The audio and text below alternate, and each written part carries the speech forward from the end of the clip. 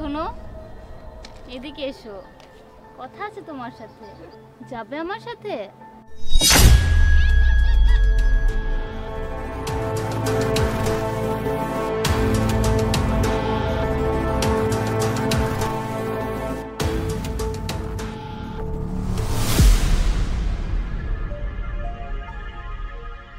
বাবা, তোমার শরীরটা কেমন?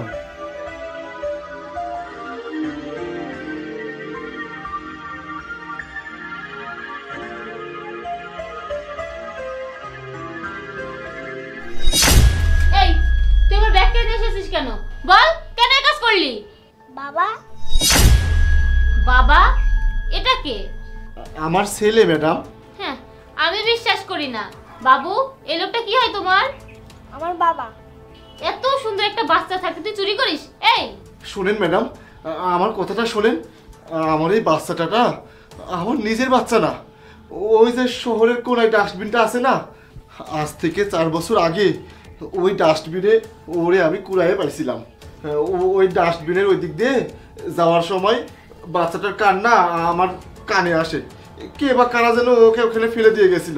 তারপরে কান্না শুনে আমি বাচ্চাটাকে নিয়ে আমার বাসায় চলে আসি। তারপর থেকে আমি ওর লালন পালন করছি। আমি যে ওকে রেখে কোথাও যাব এইটা তো আমি পারি না, কারণ জন্মের পর থেকেই ও অসুস্থ।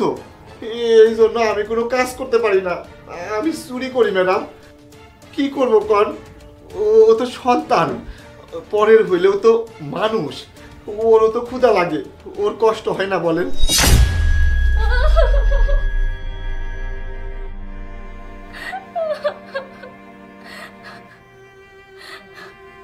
ম্যাডাম, আপনি এমন করতেছেন কেন? আপনার কোনো সমস্যা? আজ থেকে 4 বছর আগে আমার সাথে একটা ছেলের সম্পর্ক হয়। ওই ছেলেটা আমাকে স্বপ্ন দেখিয়েছিল আমাকে সে বিয়ে করবে, আমার সাথে সংসার করবে। কিন্তু একদিন সে জোর করে আমার সাথে শারীরিক সম্পর্ক করে। তারপর আমি জানতে পারলাম আমি প্রেগনেন্ট, কিন্তু সে আমাকে অস্বীকার করেছে। আমার বাচ্চাকে সে মেনে নিতে চাইলো না। তখন আমি কি করব? যখন বাচ্চা ডেলিভারি হয়, তারপর সে নিজ হাতে আমার বাচ্চাটাকে ডাস্টবিনে ফেলে দিয়ে আসে। তার মানে এই সন্তানের মা আপনি? হ্যাঁ, আমি সেই হতভাগা মা যে কিনা নিজের সন্তানের দায়িত্ব নিতে পারিনি। আমি অনেক কাজ করে ট্রাই করেছি, তখন কোনো উপায় না পেয়ে আমি বাধ্য হয়ে এই লাইনে ঢুকেছি।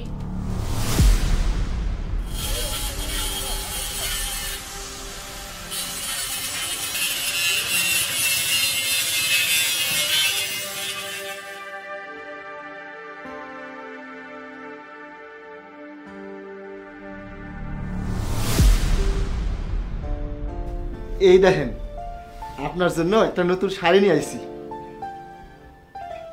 এই যে বাবা, দেখো তোমার জন্য নতুন জামা নিয়ে আসছি। পছন্দ হয়েছে? হ্যাঁ বাবা, অনেক পছন্দ হয়েছে। আপনি খুশি হয়েছেন তো?